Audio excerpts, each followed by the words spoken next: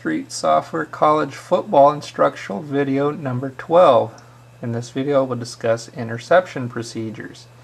We'll use the 67 Trojans on defense and the 1970 Stanford Indians on offense. We're going to run pro set formation, play number 25, which is the flanker cross. The Trojans play a 5-2 front 7. So we're going to use on simple solo defenses, we're going to use the pinch play, which is going to put our strong safety and our free safety right in the middle medium pass oval, the ultimate targeted area of the pro set flanker cross. So on D20 rolls up here, 8 to 16, we're going to direct the play right to those two defenders. Alright, let's go through the example. We'll roll the die, all 5 dice. Now the red die, in this case, is the D12, and we'll just assume that that gave us the pinch play to give us our defenders. The D20 is a 9, so down here on the quarterback, 8 to 12. So in this case 9 is going to be our quarterback.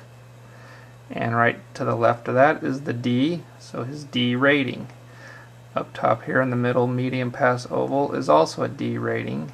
When you're playing advanced rules, you might in fact use the E rating, but the cards are set up for zone rules, D ratings.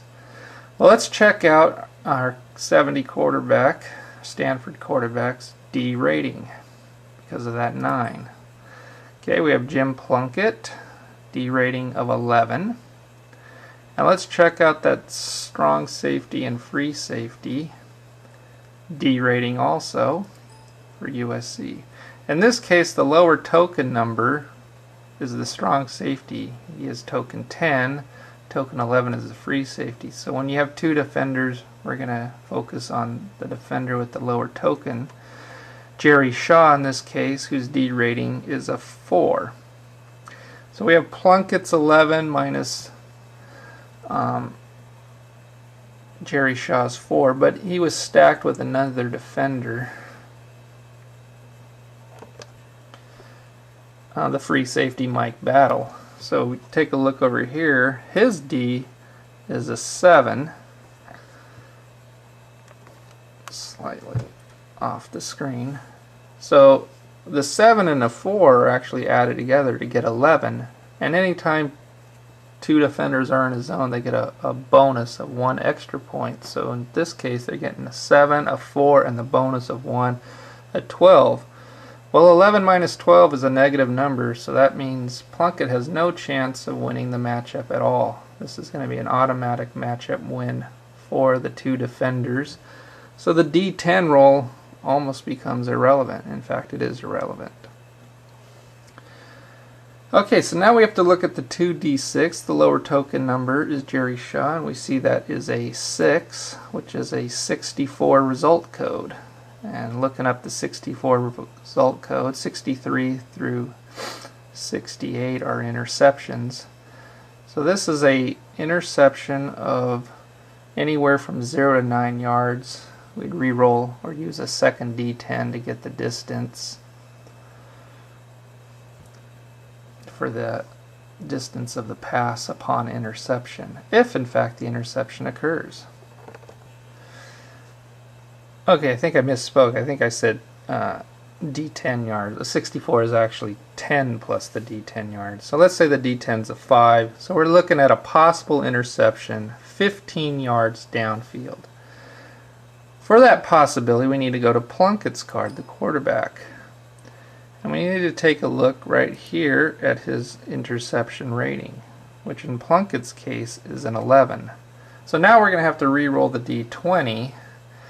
And from 1 to 11, Plunkett has been intercepted. 12 to 20, it's just an incomplete ball. 16. Okay, so the D20 is a 6, which is within the 1 to 11 interception range, so the ball has been intercepted by Jerry Shaw.